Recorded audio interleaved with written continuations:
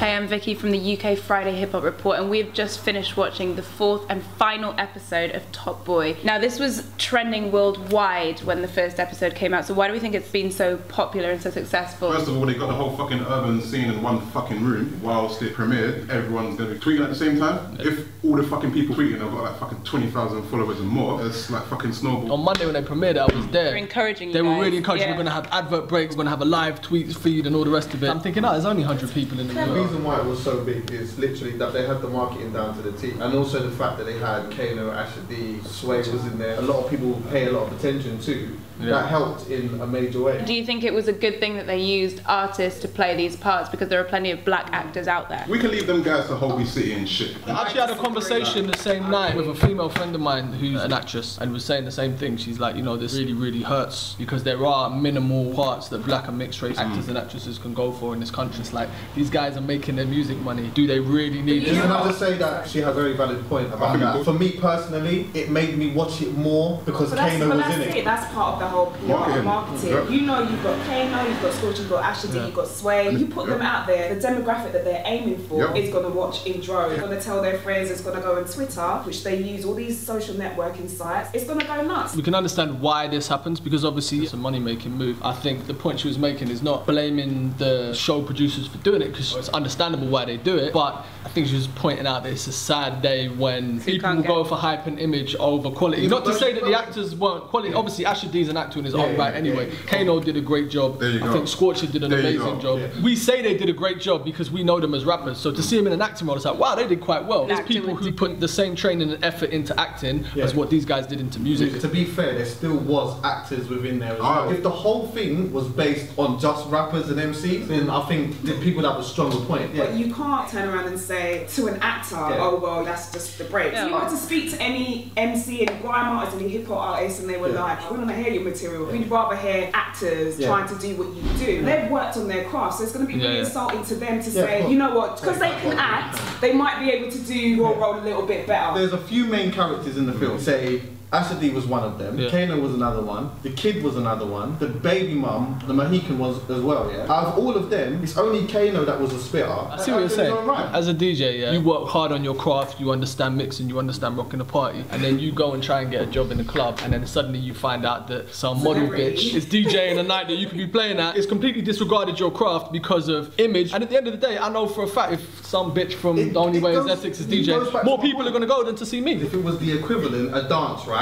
Then you've got one dude from The Only Way is Essex on there, but the other 6 are actual DJs. Yeah. It's a sad day when that's why people are watching film, because they recognise a star. It's like saying you as an actor can't play that role because actually all these people are kind of closer to this lifestyle, so it'd be more This is, if we pick up on that point, it's not just that they are musicians versus being actors, but the fact that they can simulate a certain authenticity because it's from a background. I don't know about that. Scarface, Al Pacino is an actor, Marlon Brando, Godfather. These are top kind of gangster flicks. They're not from the streets. And they listen, don't know anything about it. But they're actors and they study their craft, which is why those films still hold water today. I don't think that the majority of people was watching it because of Kano though. I agree, man. There's a difference between it catching your interest and you watching it just because of him. But it sets the ball rolling. Let's just say it didn't have those people in it. Do you think it would have had the same kind of hold over the general public? Depends what actor they got in. It may not have been as strong, but I definitely think it would have been because there's nothing on the TV like that, and that's what caught a lot of people's attention. Asher D was a part of it, and also what it was about was a massive part of it for me. Yeah, I want to revert back to what you were saying before about the idea that you got rappers to play it because it makes it a little bit more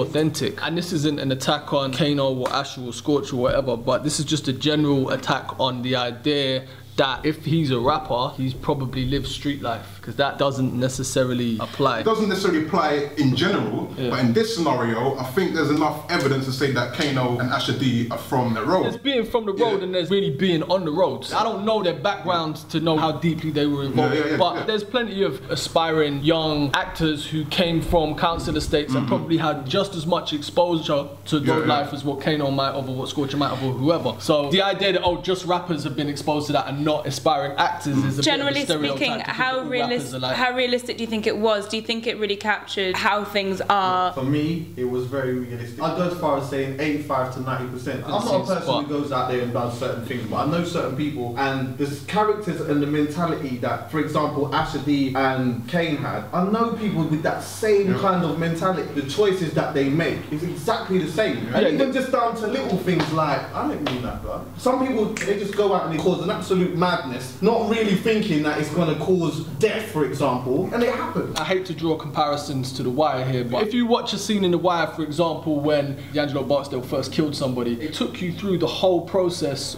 of how he dealt with his emotions of killing somebody. They showed every side to it. When the young boy got shot, you saw him piss himself. They were really raw in showing every single side to real road life.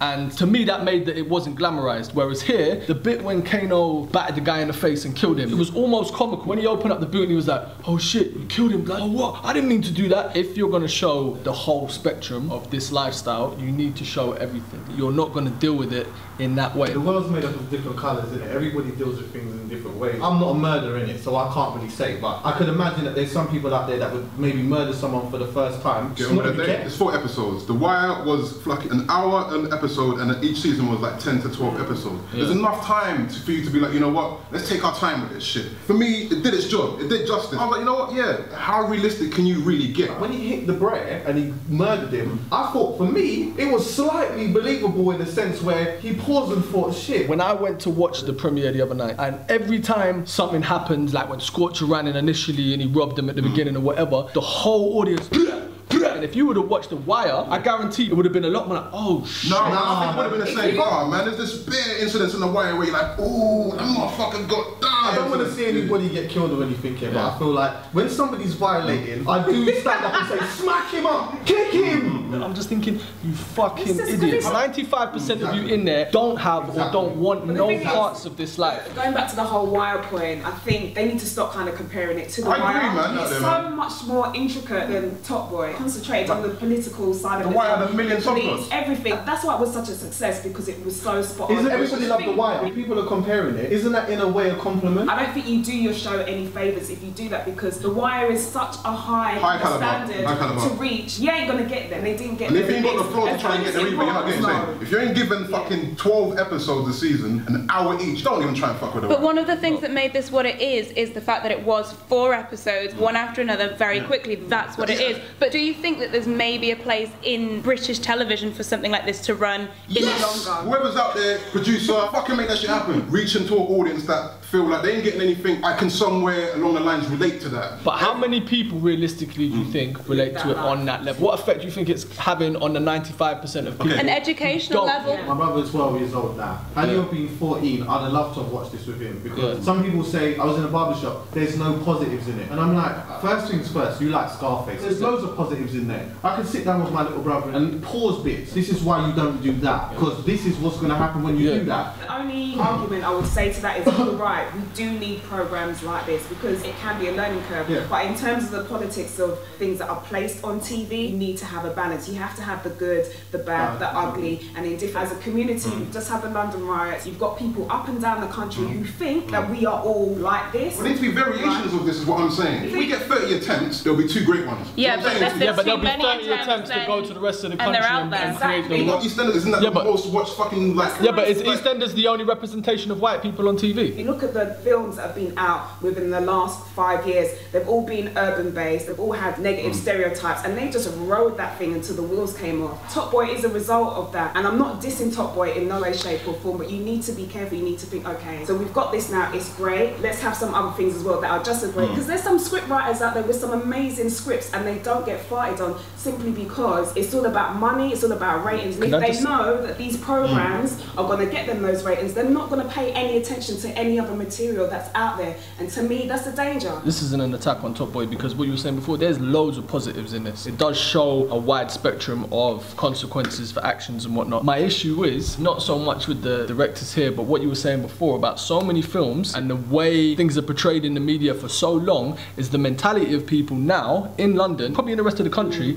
the positives will get completely lost. People won't see the positives because they're so conditioned for having a certain ideology of what they see through films, through TV, that they will miss out on the positives. There's a lot of people that miss the fucking wire. Yeah, people that watch the wire like, oh man, the way that man are running with that guy is sick, blood. I'm like, dickhead. There's gonna be dickheads wherever you go. Let's just fucking cross them out. 90% of people, doesn't matter what colour you are, what background you're from, what class you've grown up within, are stupid and are sheep and will follow what's put in front of them, yeah? So you can speak to an intelligent person regardless of race and understand stereotypes and negative imagery within the media, yeah? But at the end of the day, most people, they'll just follow. We have white people watching a program, they see a black guy roll up in a school and punch the teacher. What kind of reaction is that going to provoke? If you're talking about a young white person who's grown up in a similar environment, they're not going to think of it in the same way that some middle class Daily Mail reader is going to think of it. If you go onto the Daily Mail website and you look at the comments that are left by the average Middle England British reader, you will get a shock as to just how this will invoke a reaction. What do you do to those people that are going to be ignorant in general? How do you ease the ignorance? But things develop, things evolve. If an ignorant person sees a black person on TV